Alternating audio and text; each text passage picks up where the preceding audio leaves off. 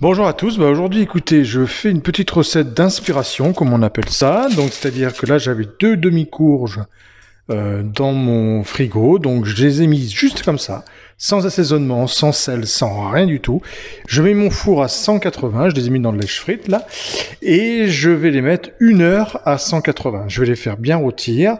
Ensuite, je vais récupérer la chair et je vais voir ce que je vais faire. En fait, je vous partage un peu une sorte de petite création, une petite inspiration, et on verra ce que ça donne tout à l'heure. Donc là, pour l'instant, j'ai mis mes courges comme ça, nickel, sans huile, sans rien, pour pas humidifier la chair, et je les mets 1 heure à 180. Et ensuite, on va voir comment on va changer tout ça et faire un bon plat pour ce soir, qui viendra peut-être dans mon futur livre, parce que j'ai l'intention d'écrire un livre de cuisine et de pâtisserie. Mais ça, on en reparlera plus tard. Allez, à tout à l'heure, on les met au four, 180, 1 heure. Alors, là, les courges, vous avez vu, ont rôti. Alors, je vous avoue, j'ai laissé même 1h10, 1h10, 1h15, à 180. Vous voyez comme elles sont belles, ça donne vraiment envie. Donc là, je vais juste enlever les graines, je vais mettre sur le papier de cuisson, vous voyez, tout simplement. Donc vous avez vu, pas d'huile, rien du tout, voilà. Donc j'enlève juste les graines, hop, voilà. Et là on pourrait presque faire une purée, on l'écrase, on met un peu de beurre, un peu de sel, poivre, on a une purée de butternut, oui, enfin c'est pareil, de courge, hop, et maintenant je vais récupérer la chair.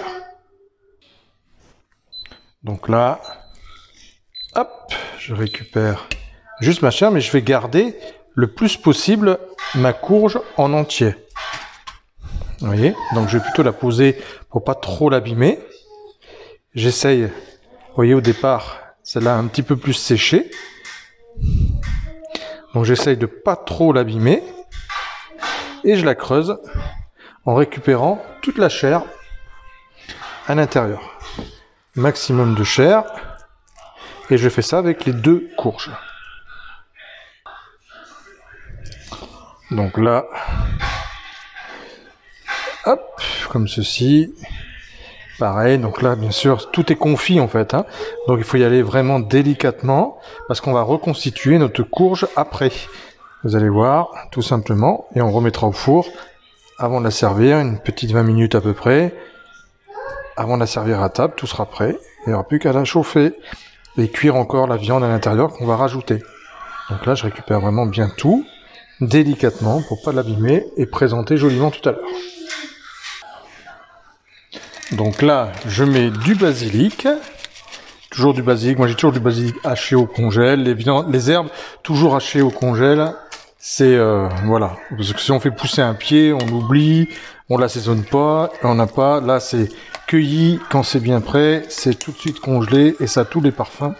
Donc moi j'utilise beaucoup les herbes surgelées, ça garde bien les saveurs. Donc là je mets pas mal de basilic. Là je prends ma viande hachée qu'on va chercher chez un boucher, bien évidemment. Donc là c'est du porc et du veau, d'accord. Donc on a une bonne chair avec du veau et du porc, mais du bon porc. Et du coup, avec un peu d'herbe aussi au-dessus, on mélange bien et on va mélanger tout ça avec notre purée de butternut. Voilà, on va devoir y mettre un petit peu les mains, mais on se lave bien les mains avant, bien évidemment. Je sale bien parce qu'on n'a rien salé depuis tout à l'heure. Et quand c'est pas assaisonné, c'est pas bon du tout. Donc, je mets bien du poivre également.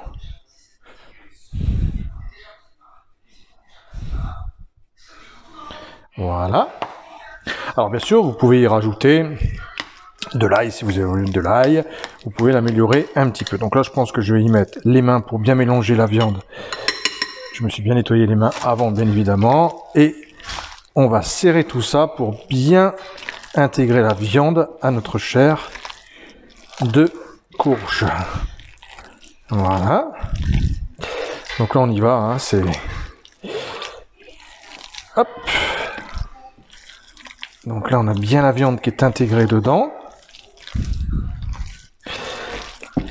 Voilà. Ensuite, on peut remélanger avec la cuillère, mais vraiment pour bien qu'il y ait de la viande de partout.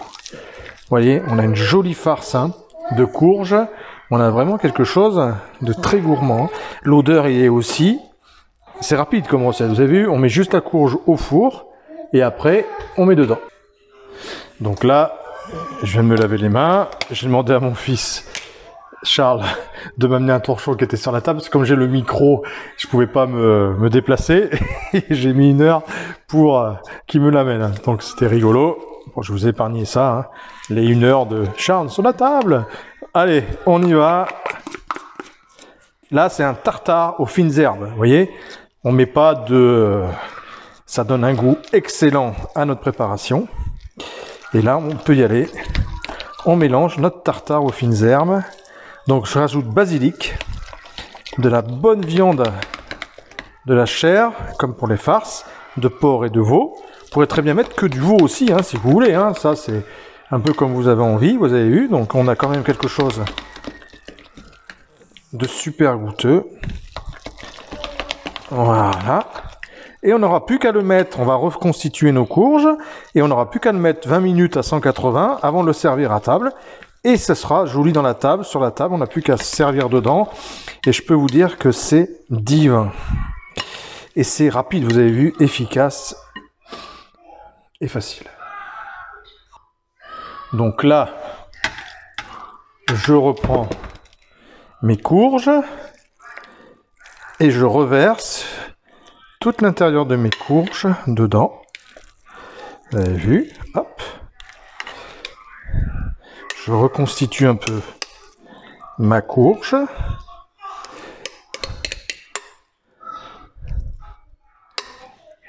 On pourrait presque faire des petites boulettes, l'enrouler dans la chapelure et les faire juste frire aussi. Ce serait quelque chose qui serait divin, vous voyez. Donc là, je reconstitue ma courge et j'ai plus qu'à les remettre avant de les servir.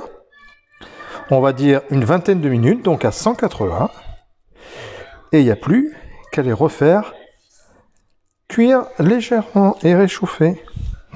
Alors on peut très bien essayer de reconstituer un peu plus la courge, vous voyez, à lui redonner une forme un peu moins éventrée, hein, ça se recolle un petit peu, vous voyez, et là on a quelque chose, on a retrouvé nos courges farcies. Tip top. Voilà. Alors, on pourrait rajouter, d'ailleurs on va le faire, juste un peu de gruyère râpée, mais léger, faut pas que ça domine le truc, c'est juste pour le fun, pour la présentation un petit peu gratinée, voilà, juste par-dessus, un petit peu de gruyère comme ça, voilà. Et il y a donc 20 minutes à 180, on met ça sur la table, on se sert et on est aux anges. Allez, on se retrouve tout à l'heure après la cuisson. Donc, et voici les courges farcies, donc voilà, vous voyez, toute appétissante, prête à être mangée, voilà, regardez ça, voilà, il n'y a plus qu'à... On va voir un petit peu l'intérieur, mais ça doit être gourmand. Voilà, vous voyez, on n'a plus qu'à plonger dedans, regardez. Et hop, et à se servir dans une belle assiette. L'odeur, je vous explique pas, hein, c'est divin. Voilà.